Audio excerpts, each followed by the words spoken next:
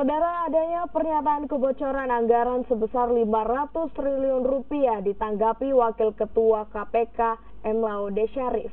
Menurut Laude Syarif, jika memang ada kebocoran anggaran untuk segera melaporkan ke aparat hukum atau ke KPK. Hal ini diungkapkan oleh Wakil Ketua KPK Laude Syarif saat menghadiri diskusi di Makassar, Sulawesi Selatan. Pimpinan KPK ini menanggapi adanya pernyataan dugaan kebocoran anggaran sebesar 500 triliun rupiah dari pemerintah. Meski saat ini ia belum mengetahui kepastian hal tersebut, namun Laude mengatakan jika ada bukti yang sah terjadi dugaan korupsi pada kebocoran anggaran tersebut, maka laporkan ke pihak aparat hukum atau ke KPK.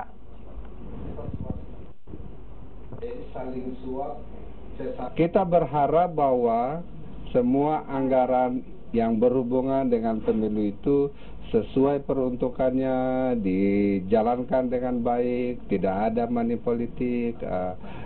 Jadi itu saja, sesuai dengan tata kelola pemerintahan yang baik.